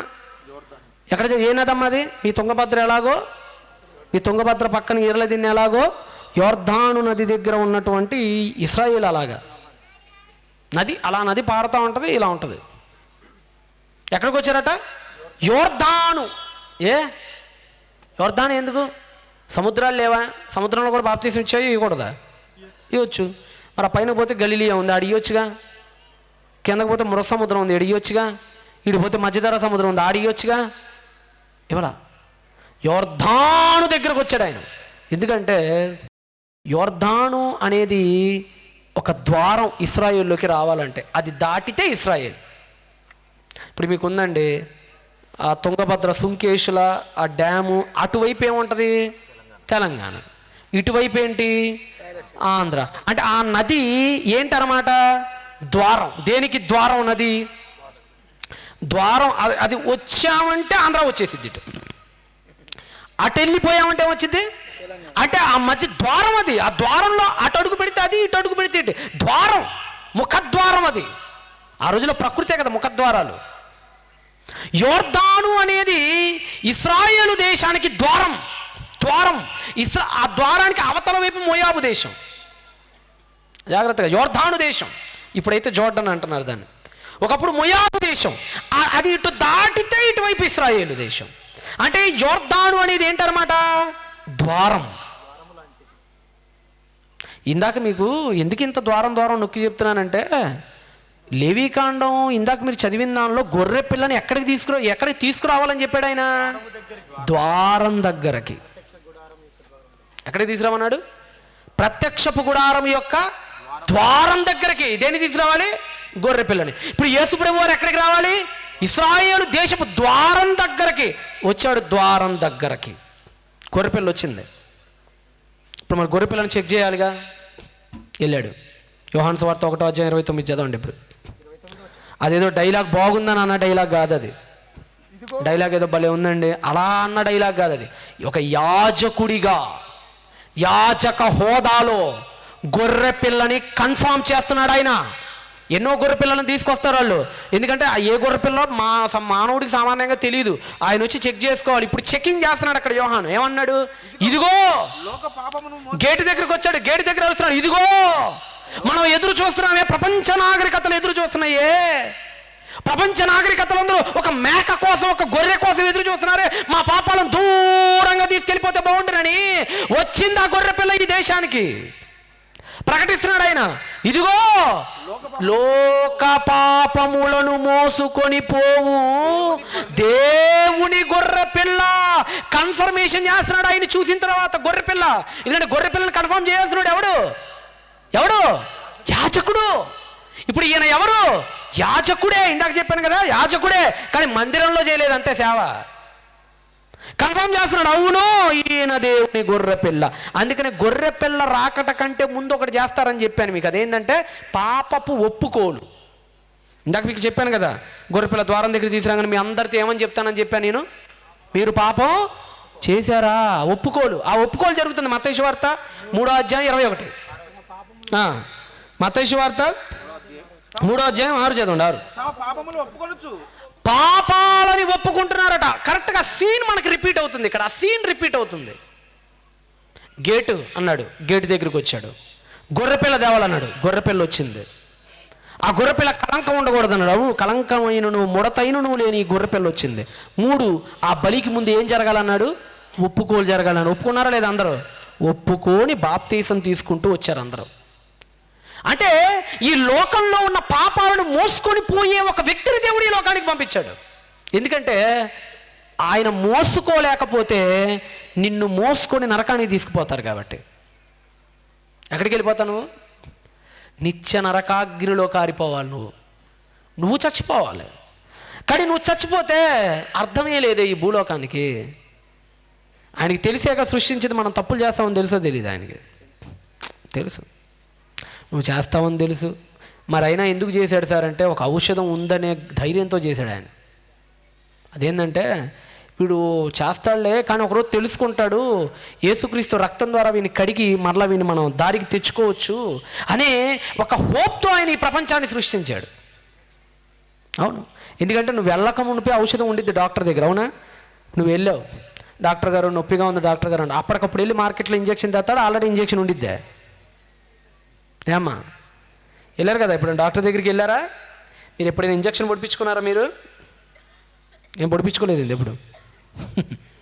మీరు వచ్చిన తర్వాత మిమ్మల్ని అక్కడ కూర్చోబెట్టి మార్కెట్కి పరిగెడతాడా డాక్టరు? లేదంటే ఆల్రెడీ తన దగ్గర ఆ ఔషధం ఉంది, అప్పుడు నీకు పొడుస్తాడా దాన్ని? ఆల్రెడీ నువ్వు డాక్టర్ గారి రూమ్లోకి అడుగు పెట్టక మునిపే డాక్టర్ గారి దగ్గర ఏముంది? ఇంజక్షన్. నువ్వు ఇంట్లో నుండి బయలుదేరక మునిపే డాక్టర్ గారి దగ్గర ఏముంది? ముందు ఔషధం ఉంది. ఔషధం ఉంది. అలానే దేవుడి దగ్గర ఒక దివ్య ఔషధం ఉంది. ఆ దివ్య ఔషధం ఏంటంటే యేసుక్రీస్తు ప్రభుల వారి యొక్క రక్తం. సమస్త మానవ దోషాలను, సమస్త మానవ అతిక్రమణను, సమస్త మానవ పాపాలను సమస్తాన్ని ఆయన మీద వేసి ఆయన్ని బలిగా అర్పించారు. ఎప్పుడు జరిగిందా బలి?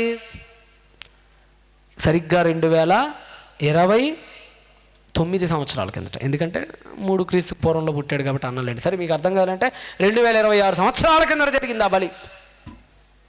అవునా? మోసుకెళ్ళిపోయాడు. అవును, మోసుకెళ్ళిపోయాడు. ఎంత దూరం? కంటికి కనిపించనంత దూరం ఆ మేక మోసుకొని వెళ్ళిపోయింది, ఆ గొర్రె మోసుకొని వెళ్ళిపోయింది. ఆ రోజుతో నీకు బందీఖానా నుంచి బయటపడ్డావు.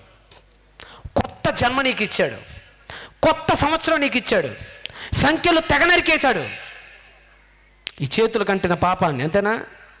ఎక్కడ పెట్టాలట? చేతులను ఎక్కడ పెట్టాలట అహరోను? ఇప్పుడు యేసు ప్రభు వారికి బాప్తీసం ఇచ్చేటప్పుడు యోహాను ఎక్కడ పెడతాడు చేతుల్ని? మరి ముంచాలి కదా. తల మీద మోపేశాడు. అప్పుడే మోపేశాడు. సకల మానవ పాపాలను ఆయన బాప్తీసం అప్పుడే మోపేశాడు. అలా మోపి ఆయన్ని సిలువ అనే బలిలో అర్పించేశారు. కాకపోతే ఒకటే నువ్వు చేయాల్సిందే. అదేంటో తెలుసా? ఆయన నీ కోసం చనిపోయాడు అనే ఆ సత్యాన్ని నువ్వు నోటితో ఒప్పుకొని మనసా వాచా కర్మన ఆయన అనుసరించాలి. అనుసరిస్తే నీకు ద్వారం ఇచ్చేస్తాడు. దాన్ని అనుసరించాలి నువ్వు, అంతే. కొన్నిసార్లు మీరు అడవిల్లోకి కానీ ఎక్కడికైనా వెళ్ళారనుకోండి, నీళ్ళు ఎక్కడ ఉన్నాయో తెలియదు కొన్నిసార్లు. అర్థమవుతుందా? మేము ఎక్కువగా అడవుల్లో తిరిగినటువంటి అనుభవం నాకు ఉంది కాబట్టి చెప్తున్నా. మీరు ఎక్కువగా నాగాల్యాండ్ వైపు కానీ ఆ చికెన్ నెక్ అంటారు దాన్ని, ఆ ఏరియాని, ఆ చికెన్ నెక్ ఏరియా మీరు దాడుతుంటే అక్కడ అరుణాచల్ ప్రదేశ్ దగ్గర ఉంటుంది అడవులు. అది చిన్న చెత్తక అడవి అయితే 4 అడుగులు వేయంగానే బోర్డర్ రాదు. అది అసలు మామూలు అడవి కదా, కటిక కారణాన్యం అసలు. అది కాకుల దూరని చెట్టు అడవి ఏదో అంటారు కదా చిన్నప్పుడు, అట్లాంటి అడవులే. అక్కడ నది ఎక్కడుందో తెలియదు, నీళ్ళు ఎక్కడ ఉంటాయో తెలియదు, గొంతేమో ఎండిపోద్ది. అప్పుడు మనకొకటే ఒక మార్గం ఉంటుంది. అలాంటి పొజిషన్లో నీళ్ళు ఎక్కడున్నాయో తెలుసుకునే ఒకే ఒక మార్గం ఉంటుంది మన దగ్గర. ఆ మార్గం ఏంటంటే గొర్రె పిల్లలు కానీ జింక పిల్లలు కానీ అడుగులు కనపడితే దాన్ని వెంబడించుకుంటూ వెళ్ళిపోవాలి మనం. ఎందుకంటే అడవి వాటికి బాగా తెలుసు ఎక్కడ ఏ వాగుందో, ఎక్కడ ఏ కాలం ఉందో, ఎక్కడ ఏ కొలను ఉందో, ఎక్కడ ఏ పాండ్ ఉందో అన్నీ వాటికి తెలుసు. అప్పుడప్పుడు వర్షం పడినప్పుడు నేల ఏమైపోద్ది చెప్పాలి? వర్షం పడినప్పుడు నేల ఏమైపోతే అడవులు కదా, అడవుల్లో వర్షాలు ఎక్కువ పడతాయి మీకు తెలుసు. ఎందుకంటే చెట్లు ఎక్కువ ఉంటే వర్షాలు, అందుకనే కదా చెట్లను పెంచండి ప్రభుత్వం ఎందుకనేది. చెట్లు ఎక్కువైతే వర్షాలు పడుతుంటాయి.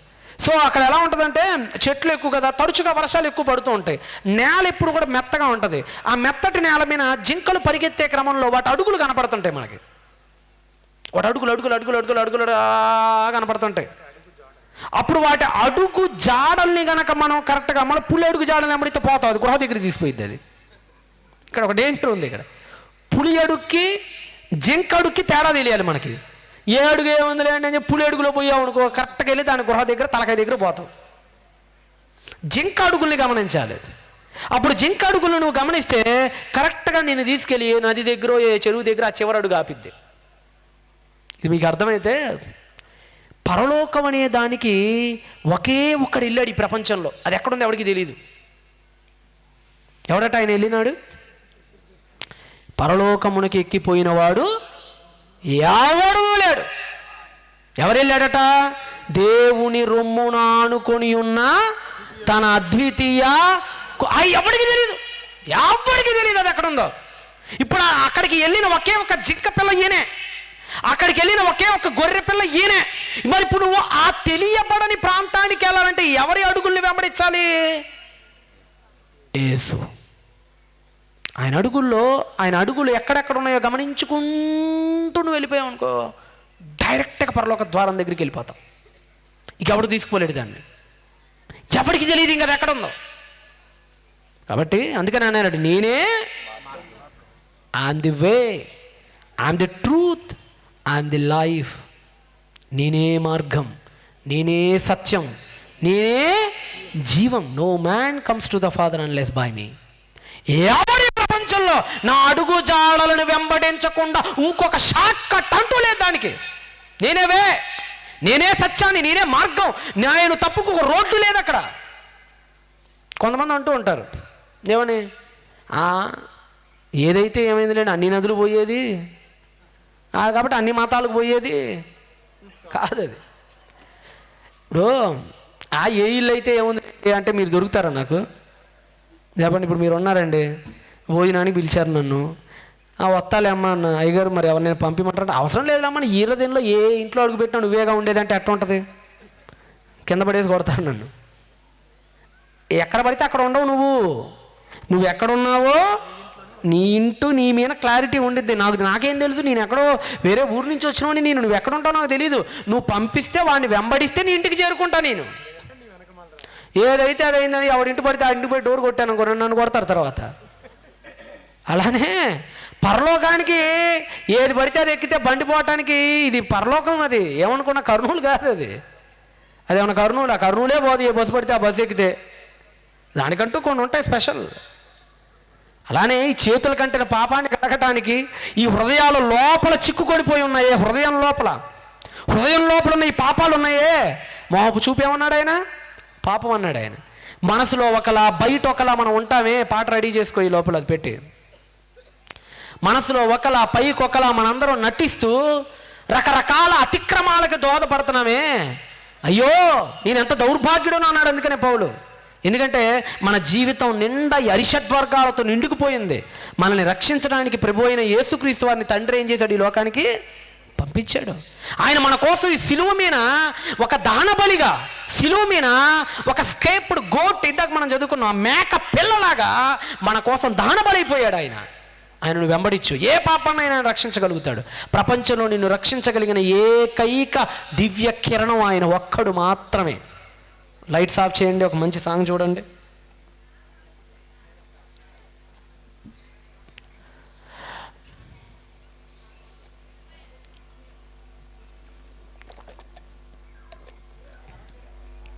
వాల్యూమ్ చూసుకున్నానా?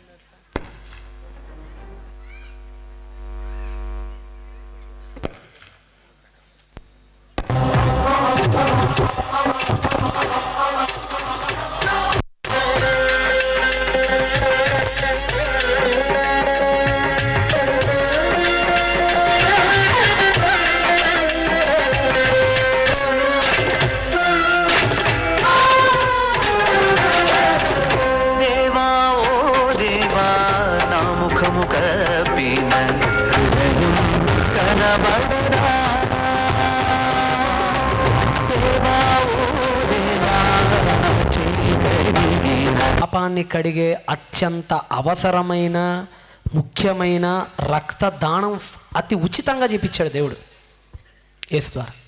సామాన్యంగా మన రక్తాన్ని పక్కనోడికి ఇవ్వాలంటేనే లీటరు మీరు రెడ్ క్రాస్ సొసైటీకి వెళ్తే కొన్ని వందలు ఉంది, 1600, 2000 ఉంది. మన అలాంటిది నీ పాపాన్ని కడిగేటువంటి దివ్య రక్తం ఇంకెక్కడ ఏ బ్లడ్ బ్యాంకులో దొరకదు నీకు. ఇది కేవలం ఒక యేసుక్రీస్తు దగ్గరికి వస్తే తప్ప. ఆయన దగ్గరికి రావడానికి నీ దగ్గర పైసా కూడా ఉండాల్సిన పని లేదు, మనసు ఉంటే చాలు. ఆయన దగ్గరికి రా, మోకాళ్ళును, దేవా నేను కూడా పాపం చేశా, ప్రపంచ నాగరికతలు ఎరిగిన ఆ పాపాన్ని నేను కూడా చేశాను, నువ్వు ఒప్పుకొని ఆయన పాద సన్నిధిలో నువ్వు తొట్టిల్లి మోకాళ్ళుని నీ జీవితాన్ని ఆయన కోసం సమర్పించుకొని బాప్తీసం తీసుకుంటే నీకు కాలాతీతమైన ఆ లోకం, నిన్న నేను చెప్పాను కదా ఎలా ఉంటుందట పరలోకం, కాలం అనేది లేని ఒక లోకం. కావాలంటే రా, ఓకేనా? ఈ భూమి మీద అన్ని కన్నీళ్ళు, ఏడుపులు, బాధలు, అప్పులు, సొప్పులు, ఎటు చూసినా మనశ్శాంతి లేదు, సమాధానం లేదు, శాంతి లేదు, దిగులు, బెంగ, చింత అన్నీ ఉన్నాయి మనకి.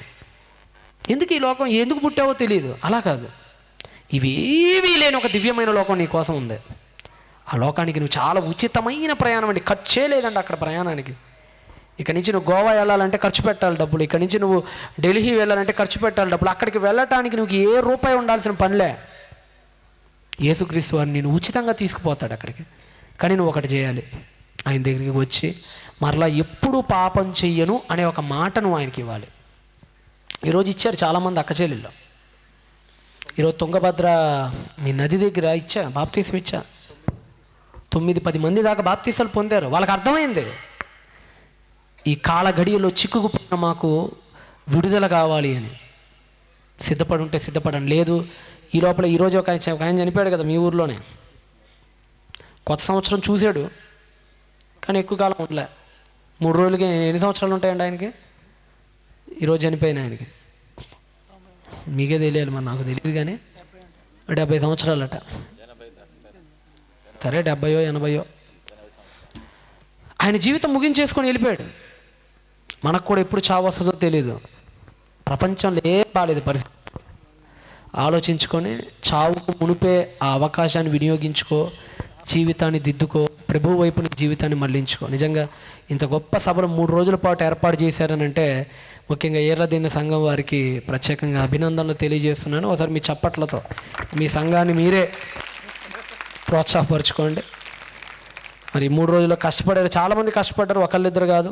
సంఘ పెద్దలు మొదలుకొని, కాపరి మొదలుకొని, యవనస్తులు మొదలుకొని చాలామంది కష్టపడ్డారు. ప్రత్యేకంగా పేర్లు అవసరం లేదు, ఒకళ్ళ పేర్లు చెప్తే మరొకళ్ళు ఫీల్ అయ్యే అవకాశం ఉంది కనుక అందరికీ కూడా ప్రత్యేకంగా మరొకసారి అభినందనలు తెలియజేస్తూ, దేవుని చిత్తమైతే again I will see you. కళ్ళు మూసుకొని ప్రార్థన చేసుకుందాం. పరిశుద్ధుడా, నమ్మకం కలిగిన మా కన్న తండ్రి, పిల్లల్ని జ్ఞాపకం చేసుకోండి. కష్టపడ్డారు, అందరికీ భోజనాలు పెట్టారు, వాక్యం విడిపించారు.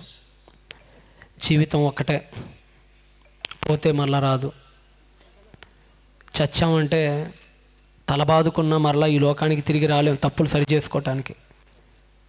అవును తండ్రి, ఇది కంప్యూటర్ కాదు, వాట్సాప్లో పెట్టిన మెసేజ్ కాదు. వాట్సాప్లో ఒక మెసేజ్ తప్పుగా టైప్ చేస్తే మళ్ళీ సరి చేసుకోవటానికి ఎడిట్ అనే ఒక ఆప్షన్ ఉంటుంది, అక్కడికి వెళ్ళి మళ్ళీ సరి చేసుకోవచ్చు, ఎంతకాలం అయినా సరి చేసుకోవచ్చు. కానీ దానికి కూడా ఒక టైం ఉంటుంది. వాట్సాప్లో మెసేజ్కి ఒక 10 నిమిషాలు టైం ఇచ్చాడు సరి చేసుకోవటానికి. అదే ఆ మెసేజ్ పెట్టి ఒక 2 రోజుల తర్వాత సరి చేసుకుంటే ఆప్షన్ ఇక రాదు. చచ్చినట్టు ఆ తప్పు ఎదుటి వ్యక్తికి వెళ్ళిపోతుంది. అలాంటి మా జీవితంలో కూడా భూమి మీద బ్రతికినంత కాలమే మమ్మల్ని మేము సరి చేసుకునే ఒక అవకాశం. ఒక్కసారి శ్వాస నాసికను విడనాడిన ధనవంతుడి జీవితం మా జీవితం ఒక్కటే. జ్ఞాపకం చేసుకొని రక్షణ పొందని వాళ్ళు పొందులాగున, పొందిన వాళ్ళు మరి మిక్కటముగా మీకోసం బ్రతుకులాగున మీ తగిన బుద్ధిని ప్రసాదించండి. వాక్యోపదేశకుల్ని, వేదికను అలంకరించిన పెద్దల్ని, కష్టపడిన వారిని, అధ్యక్షుల్ని, సమస్తాన్ని జ్ఞాపకం చేసుకొని దీవించి ఆశీర్వదించమని, తిరిగి ప్రయాణం వెళ్తూ ఉండగా ఎల్లుండి నుంచి జరగపోయేటువంటి బాపురం సభల్లోనూ తోడుగా ఉండి ముందుకు నడిపించండి. కాకినాడ సభల్లోనూ తోడుగా ఉండండి. అన్ని విషయాల్లో కూడా మీ చలని చూపుని, కనికరాన్ని మాపై అనుగ్రహింపజేయమని యేసుక్రీస్తు వారి పేరిట ప్రార్థన అడుగుచున్నాం తండ్రి. ఆమేన్. సంతోషం. God bless you. Thanks to all. మంచిదనే ఎన్నో విలువైనటువంటి సంగతులను అందించినటువంటి శ్యామ్సన్ అన్న గారు సత్కరించడానికి మరి భోజన వసతి కల్పించినటువంటి పెద్దలు లక్ష్మణ గారు అలాగే పెద్ద శేషన్న గారు శాలువతో సన్మానించవలసిందిగా అన్నయ్య గారిని కోరుచును. అలాగే సర్పంచ్ సోమన్న గారు పూలమాలతో అన్నగారిని సన్మానించవలసిందిగా కోరుచును.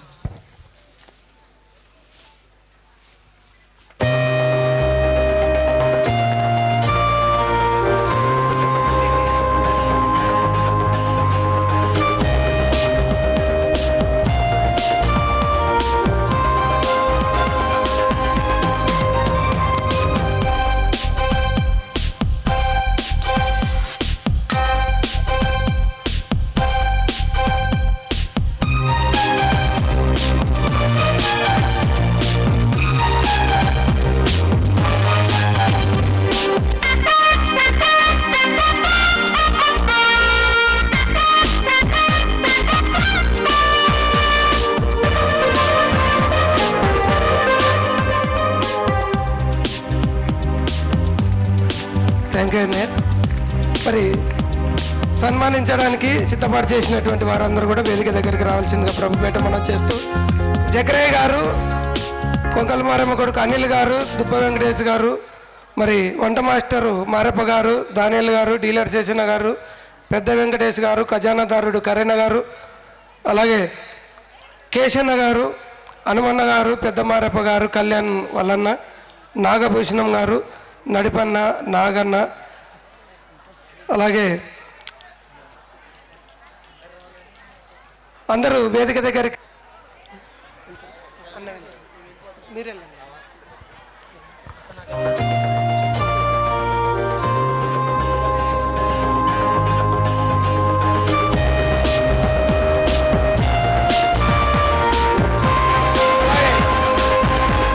దయచేసి గమనించండి, ఎవరు కూడా మీ యొక్క ఇళ్ళకి వెళ్ళకుండా ప్రతి ఒక్కరు కూడా ఫోన్ చేసి వెళ్ళాలి.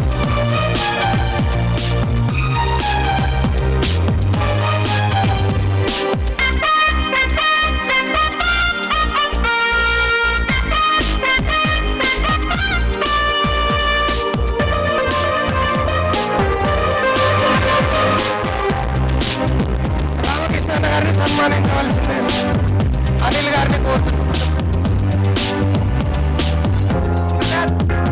కలర్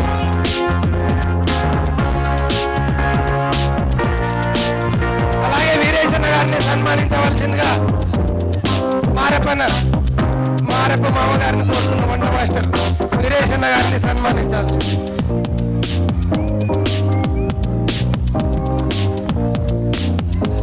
దయచేసి అందరూ కూడా ఫోన్ చేసి మీ యొక్క ప్రాంతాలకు చేరుకోవాల్సిందిగా మనం చేస్తున్నాం.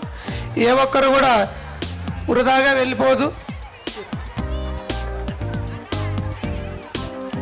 అలాగే డేవిడ్ సార్ని సన్మానించవలసిందిగా యోనాథాన్ గారిని ఆహ్వానిస్తున్నాం. డేవిడ్ సార్ని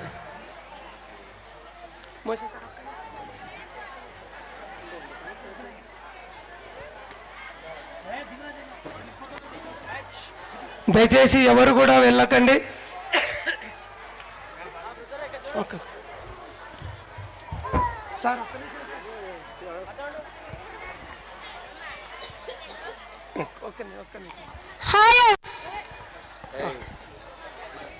ఓకే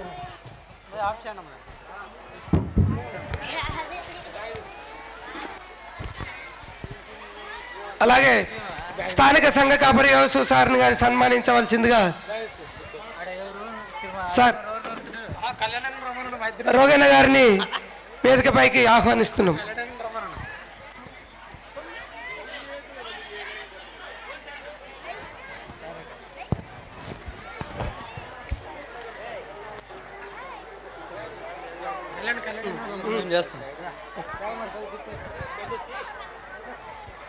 అన్నా కెమెరామెన్